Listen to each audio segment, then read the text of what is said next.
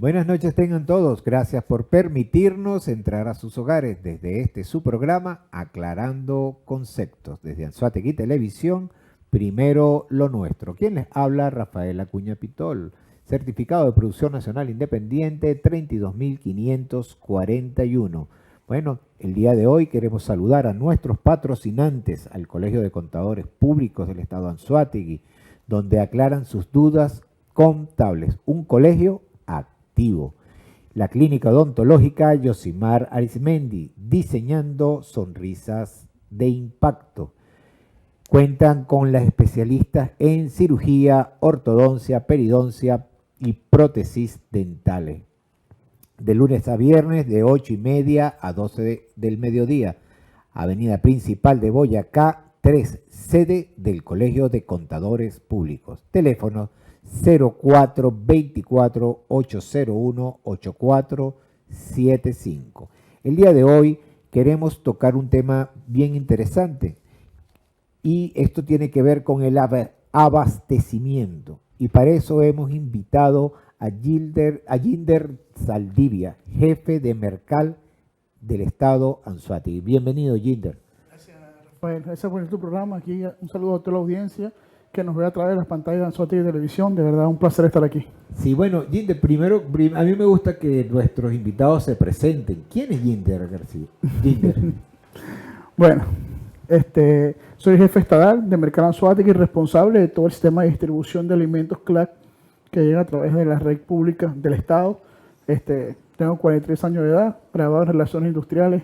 Okay. Actualmente estudiando nuevamente, siempre un constante aprendizaje, ¿no? Sí, el aprendizaje nunca termina. Para nada, para nada. Yinder, una pregunta, ¿la alimentación es un derecho humano? Por supuesto. Nosotros si no nos alimentamos, si no comemos, ¿cómo no tenemos energía? Es el proceso de mantener el cuerpo es que energía. Entonces es algo fundamental que está consagrado en nuestra Constitución como un derecho humano. La alimentación. Lastimosamente, los mercados de producción y los mercados capitales, por supuesto que es una inversión y es un sistema de ganancias, ¿entiendes? Y entonces se hace una competencia y se hace una serie de marcas y una serie que de ahí se desloga de un poquito lo que es la necesidad. Pero es algo tan humano como respirar, pues. O sea, si nosotros nos alimentamos, nosotros no podemos caminar, nosotros no tenemos fuerza, nosotros no podemos existir, pues. Un ser humano que no se alimente, a cabo de unos días empieza a padecer todos los organismos. O sea, es algo natural, es algo del cuerpo que exige y que es totalmente humano hacerlo, pues.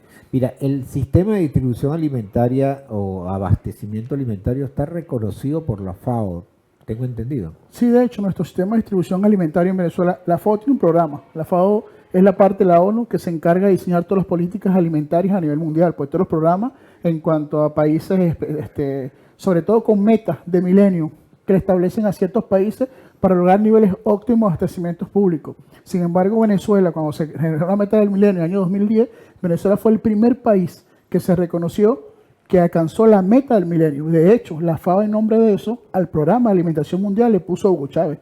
Se llama Programa de Alimentación Hugo Chávez. Es el programa que tiene la FAO como bandera y que pertenece a la ONU, reconocido por la ONU. Sí, pero bueno, y el mismo sistema de coactivo que han hecho contra Venezuela golpeó muy fuerte lo que es el abastecimiento de alimentos. Sí, no solamente desde este momento, sino siempre es importante resaltar que ha sido algo sistemático, que siempre ha pasado de años anteriores. Pues. Recordemos que en el año 2002, cuando el primer paro que se le hizo al presidente entonces Hugo Chávez, en ese año que salió, en ese momento salió lo que es la presidencia de lo que es la red de abasto y supermercados de Venezuela, y llamaron un paro. Entonces es como que los médicos digan ahorita, nosotros vamos a parar y no hay médicos en los hospitales. O sea, es algo tan esencial de cómo la red de supermercados privados se fue a paro y no había abastecimiento en las comunidades, porque es importante recalcar algo, que abastecimiento, puede tener abastecimiento, pero si las personas no tienen acceso a ese producto, ¿cómo lo compran? Entonces puede estar la Anaqueleful, puede pasar la Anaqueleful, puede haber un mercado repleto de alimentos, pero si la persona no tiene acceso a alimentos, en ese momento se usó como guerra que el impedir que las personas accedieran a los alimentos. Se usó como una guerra. O sea, se utilizó como un arma de guerra. Se utilizó como arma de guerra, se impidió que las personas accedieran a los alimentos. Recordamos aquellos famosos videos donde las personas entraban a los galpones, las autoridades vivían galpones full de alimentos, pero estaban paralizados, no abrían al público. Entonces ahí evidenciamos que siempre se ha usado la parte de alimentación como un elemento de arma para ir en contra de algo, un elemento de una guerra de nuevas generaciones, que hablamos de la guerra.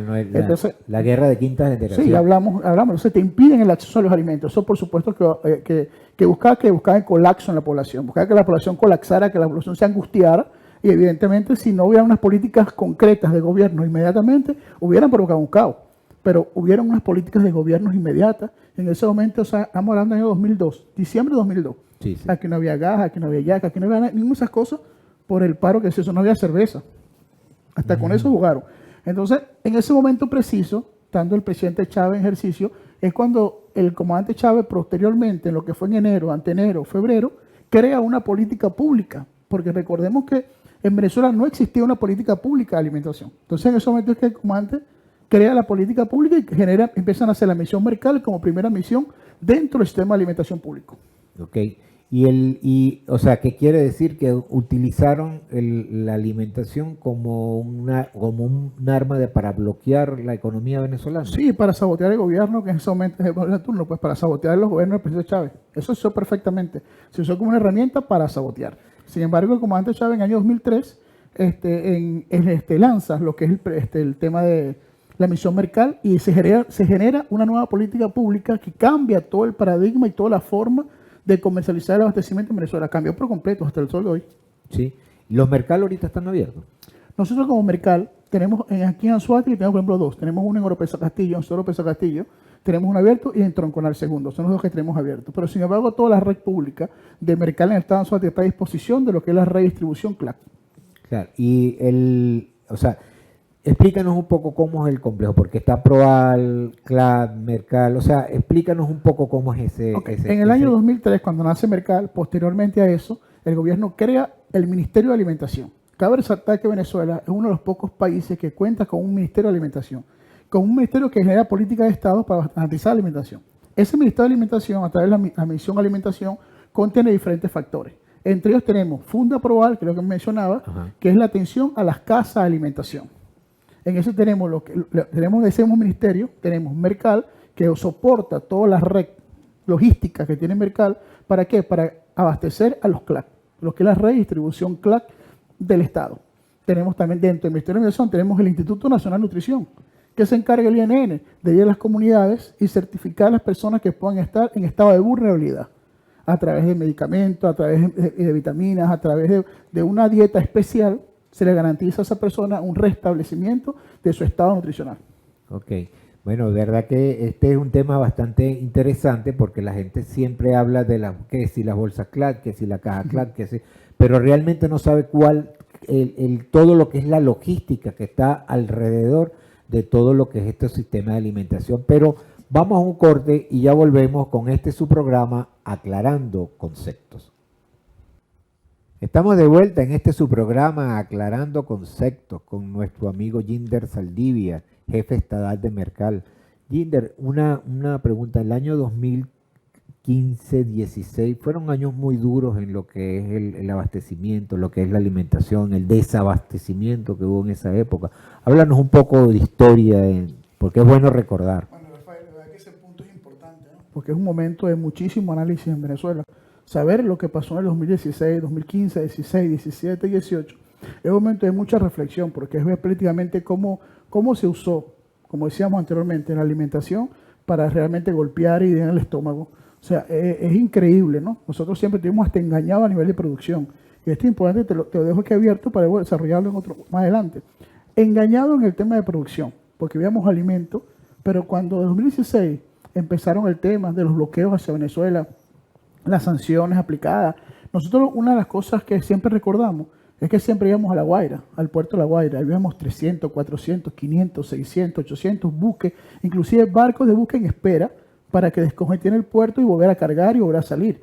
Y después veíamos 1, 2, 3 contenedores, o un buque con 10 contenedores.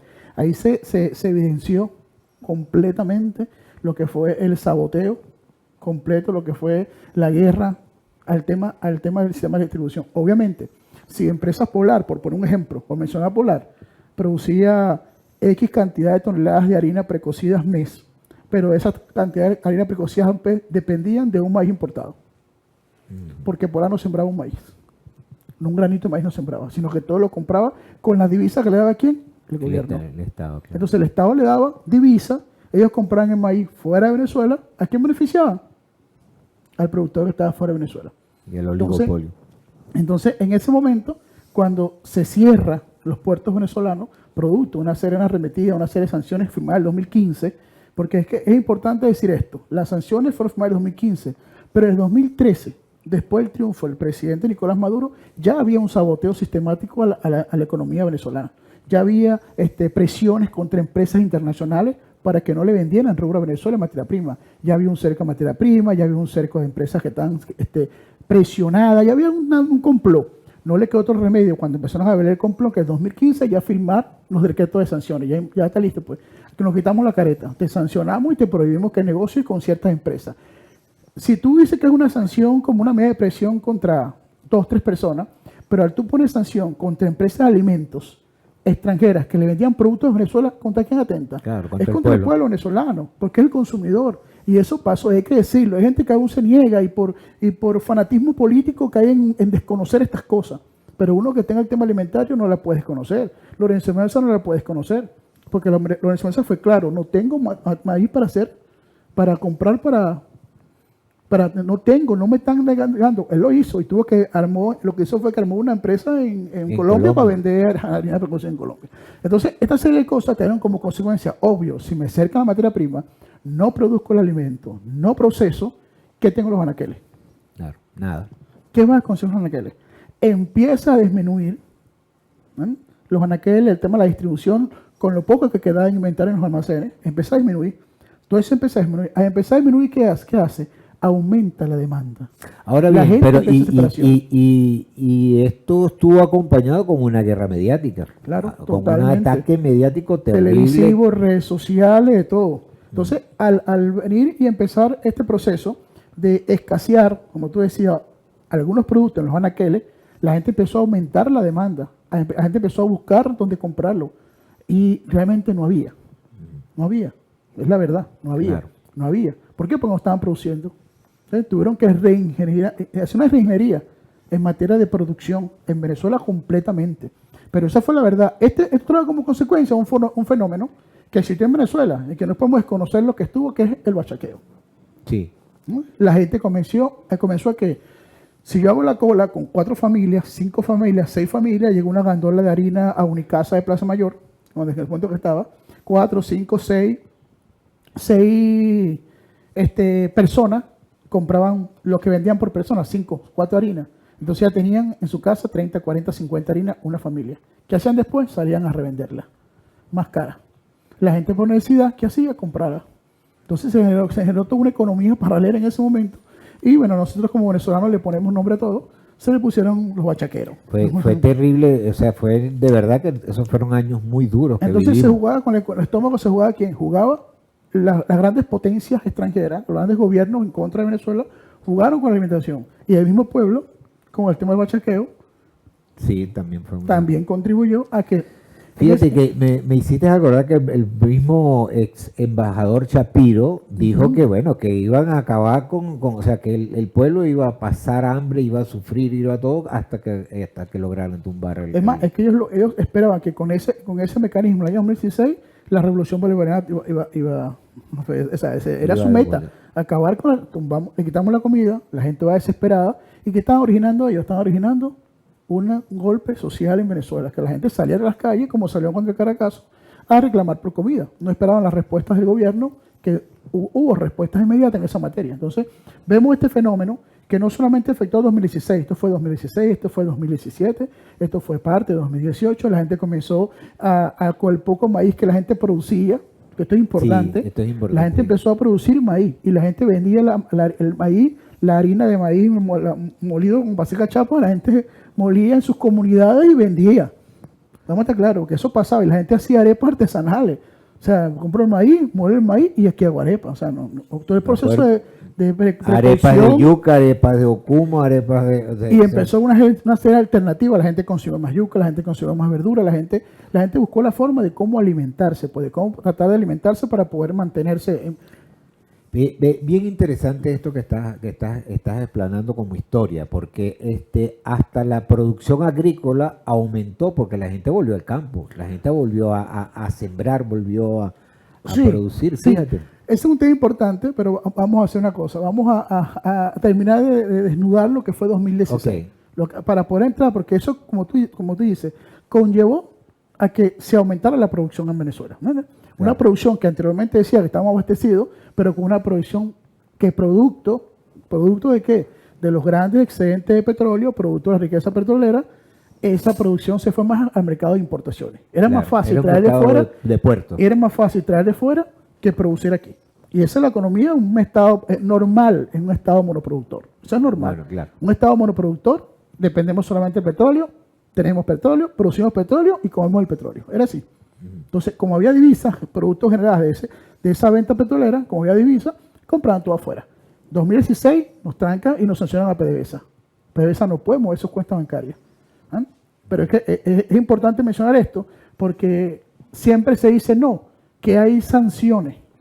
Pero sanciones para el pueblo, ¿para quién? Porque la gente consigue sus camionetas, la gente compra esto, la gente compra lo otro, la gente tiene estas cosas.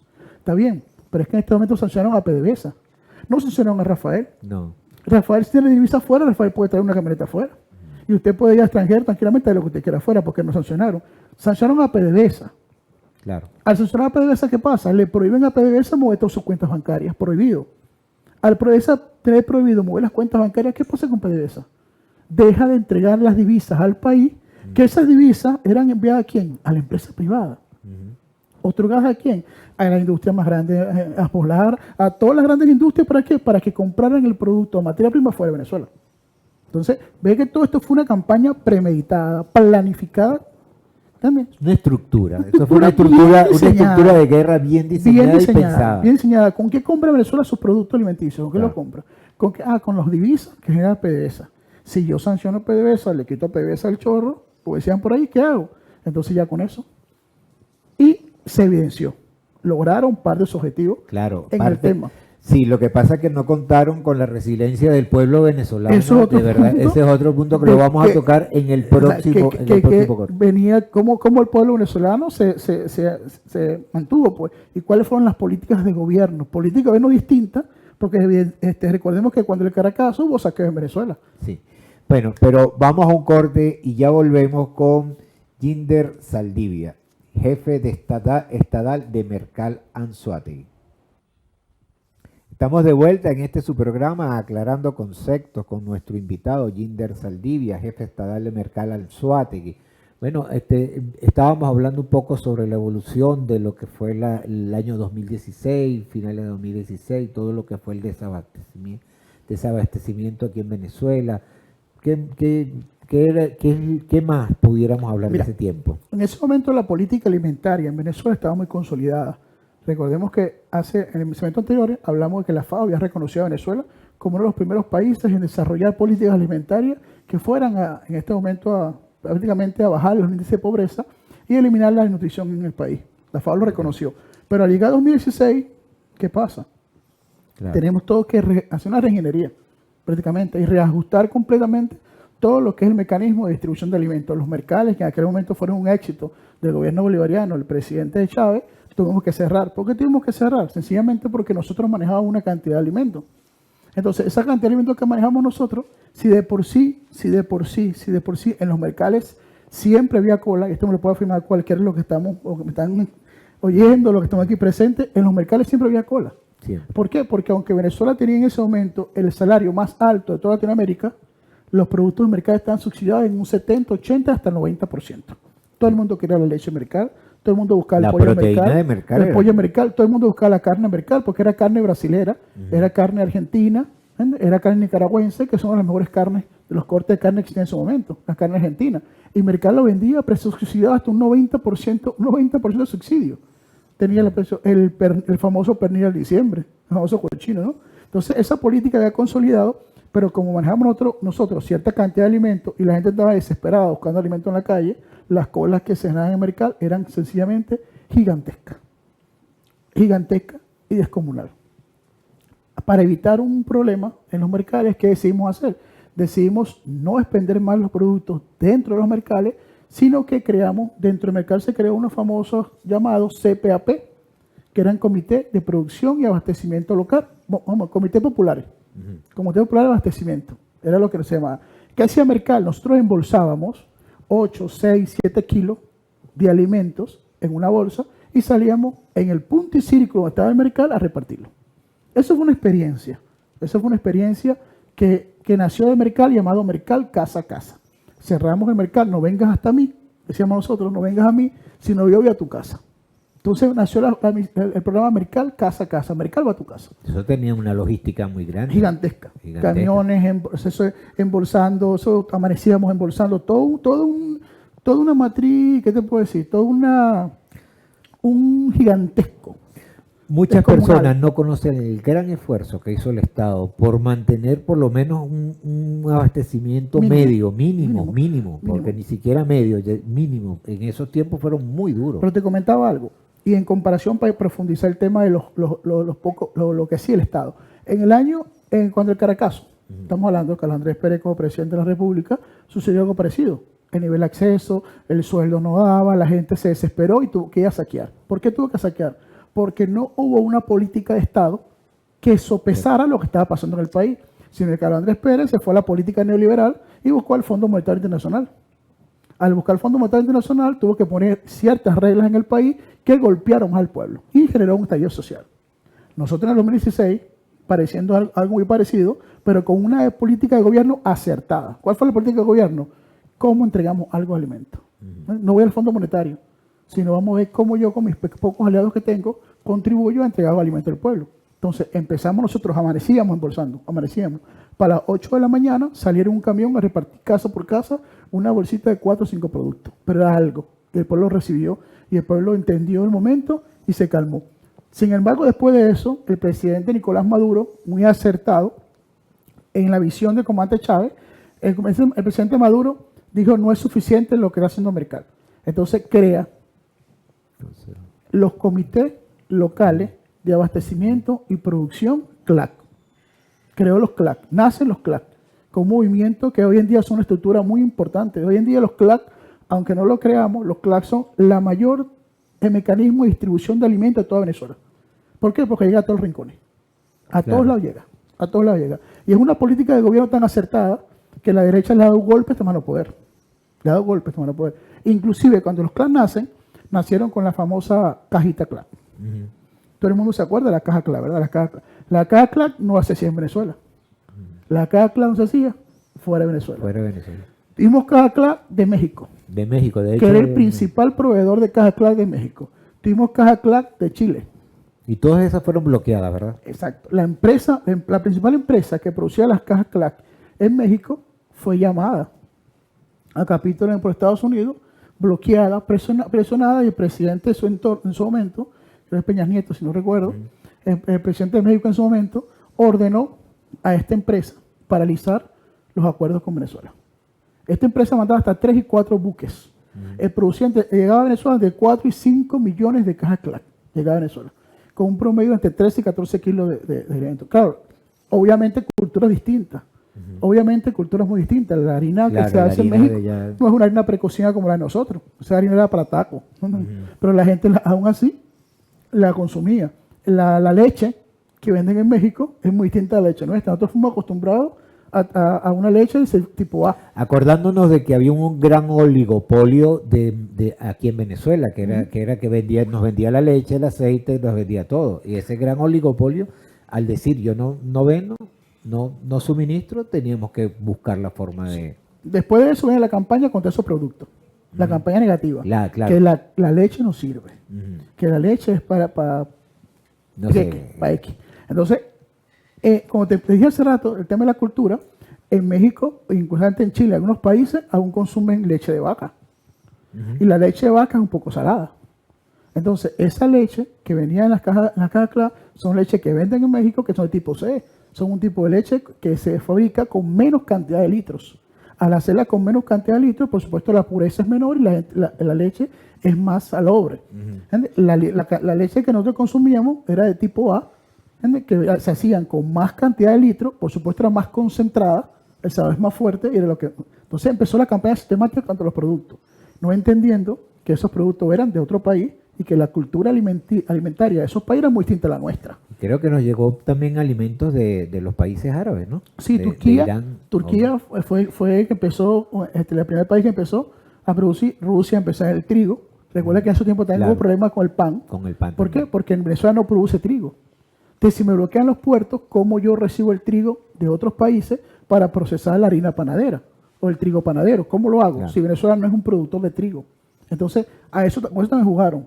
Rusia, en este momento, que era uno de los fuertes en producción de trigo, y Turquía, fue que tuvieron alianza con Venezuela y fue que pudimos normalizar el tema de la llegada del trigo a Venezuela y, por supuesto, la producción de pasta.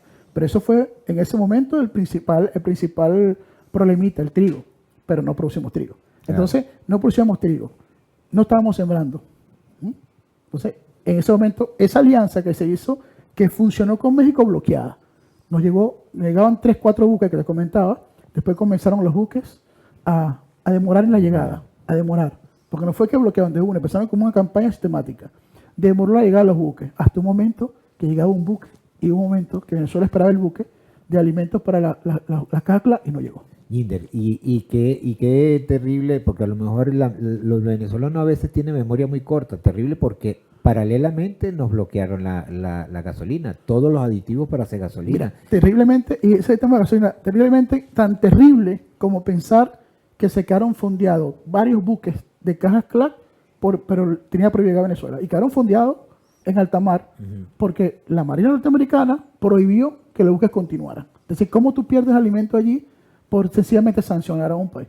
¿Cómo tú pierdes? Simplemente porque quieres un cambio de gobierno. O sea, eso es como que tú agarraras y eres el presidente de un condominio, entonces como me caes mal, agarro y cierro las puertas del condominio, no dejo que nadie salga, nadie entre, le corto el agua, le corto la luz, o sea, no tiene sentido. Es un crimen de Estado. Es un crimen de lesa humanidad. Sí, así es un crimen de lesa humanidad y en algún momento, y te lo digo como abogado y como defensor de derechos humanos, en algún momento estos países que le hicieron esto a Venezuela tienen que pagar. Esos crímenes que cometen esos países, que digo crimen de Estado no por lo que cometió el Estado venezolano, digo crimen de Estado por lo que cometieron otros estados. Claro, otros Estados Unidos, estoy hablando de países europeos que se prestaron para satanizar a Venezuela y para hacer el bloqueo de Venezuela. Sí, pero bueno. Bueno, vamos a un corte y ya volvemos con su programa Aclarando Conceptos. Estamos de vuelta en su programa Aclarando Conceptos con Jinder Saldivia, jefe estadal de Mercal Anzoátegui. Bueno, estábamos hablando un poco sobre lo que ha sido la historia del abastecimiento, lo que ha sido la alimentación, cómo mantener la alimentación del pueblo venezolano. Jinder, estábamos ahorita hablando precisamente los finales del año 2016, haciendo un recuento histórico. Pero bueno, ¿cómo ha sido el crecimiento ahora, el crecimiento de producción? Tenemos una economía totalmente distinta ahorita. Okay. Los tiempos, el país monoproductor o la economía de puerto, como llamamos antes, ahorita no existe. Nosotros prácticamente en Venezuela, y que esto se entienda bien, nosotros en Venezuela producimos ahorita el 97% de los alimentos que consume el pueblo venezolano, cosas que en muchísimos años no pasaba. Teníamos una economía potencia de puerto que todo llega por materia prima afuera y la producimos aquí. Ahorita no.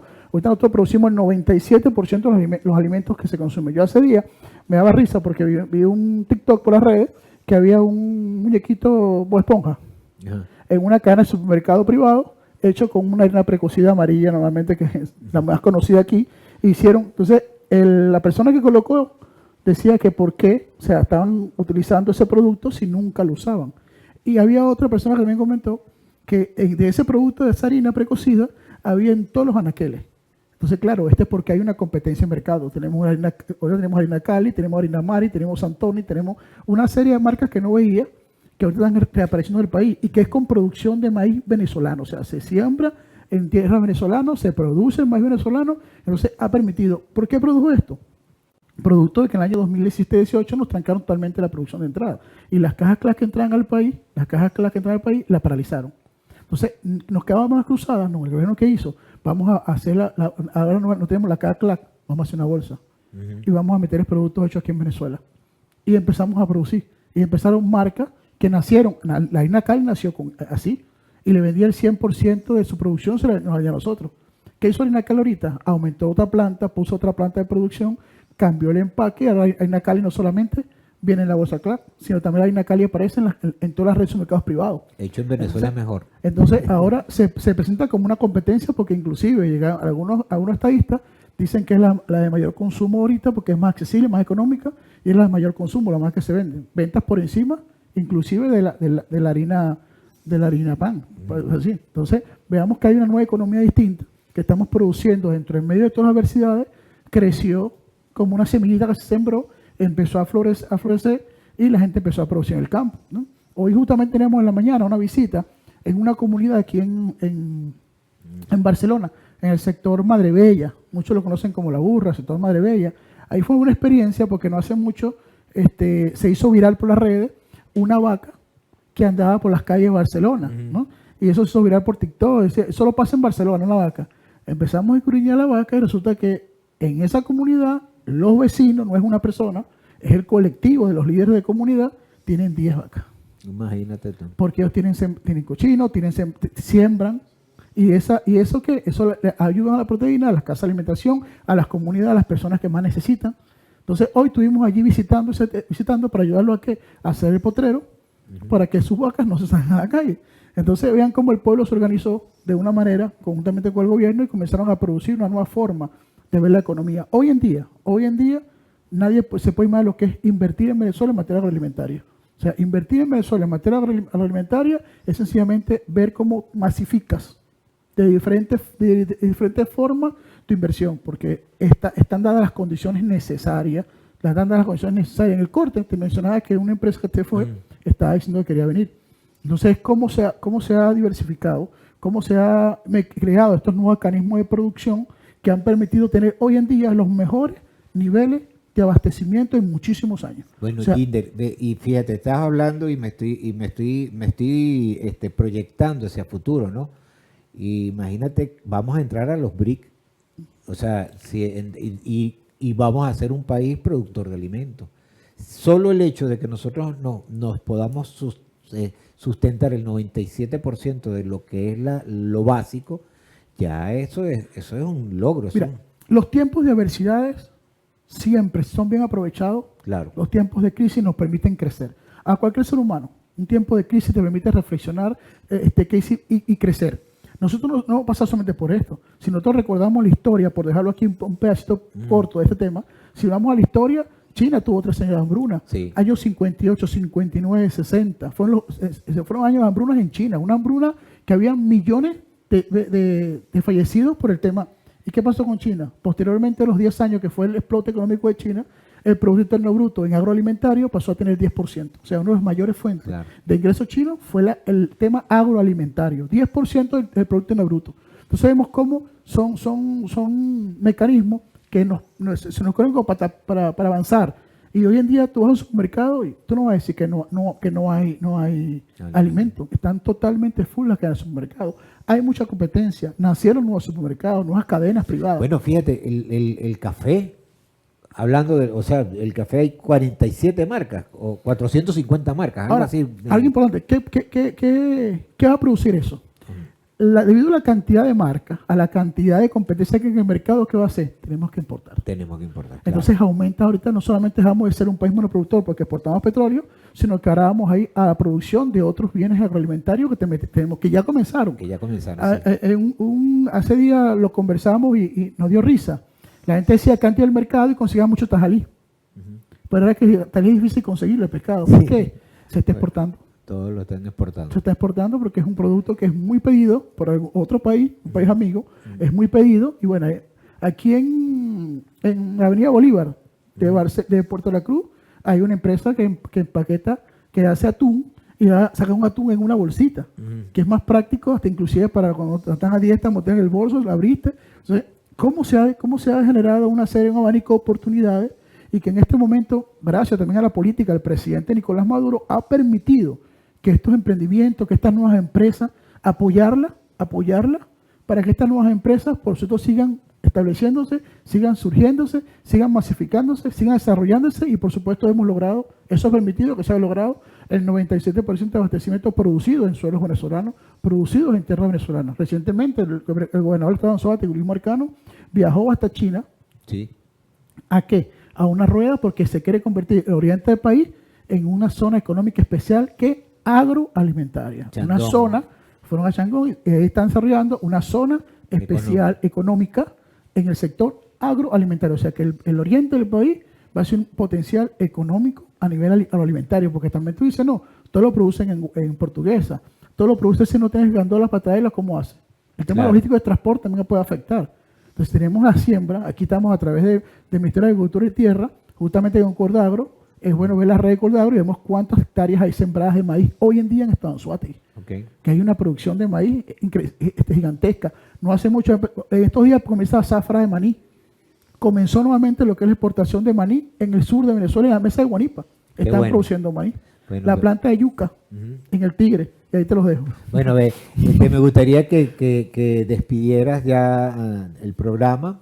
O sea, si hay alguien que quiera comunicarse contigo, si quieres dar un correo, alguna cuestión que quiera comunicarse contigo, alguna inquietud, alguna denuncia, porque siempre hay denuncias con respecto a las cajas, a lo que es la bolsa CLAT. Que se puede mi teléfono siempre le entrego 0412-081-0848. Ese es un teléfono mío público. Claro, claro. Es mi único teléfono, es mi único número telefónico. Único número telefónico y a cualquiera siempre se lo doy. 0412-081-0848. Siempre cualquier denuncia, cualquier incomodidad, cualquier inquietud, cualquier apoyo, siempre pues lo atendemos, siempre respondemos una noche, el otro día, pero siempre estamos pendientes del teléfono y estamos a la orden. Kinder, para nosotros ha sido un placer tenerte en este programa, sobre todo por el recuento histórico que has hecho con respecto a la alimentación y lo que es esa guerra de quinta generación que a veces la juventud no lo comprende mucho. ¿Y ahora qué falta? Y ahora qué falta, porque solamente decirte que en Anzoátegui se distribuye mensualmente 450.000 bolsas CLAS por mes, que son más de 90.000 toneladas en la parte pública, sin meter la parte privada. Bueno, imagínate tú. Muchísimas gracias de verdad, Jinder, por estar en este programa. Bueno, como lo decimos cada semana, de verdad que me dejaste impactado con ciertos datos, de verdad que me hace sentir muy, muy orgulloso de lo que del venezolano y de Venezuela como país. Pero bueno, como lo decimos cada semana, para hacer el bien, usted no necesita ley. Vayamos a hechos contables. Les saluda Alberto Chacón, fiscal del Colegio de Contadores Públicos del Estado de Anzoátegui. En esta oportunidad les hablo sobre las empresas que estén interesadas en contratar con el Estado. Ellas deben inscribirse en el Servicio Nacional de Contrataciones, de acuerdo a la Ley de Contrataciones Públicas. Para estos efectos, la información financiera que requieren esa preparación debe ser realizada por contadores públicos colegiados. Una vez que las empresas facturen, deben aportar un porcentaje para la comunidad y enterarla para que ellos resuelvan sus necesidades.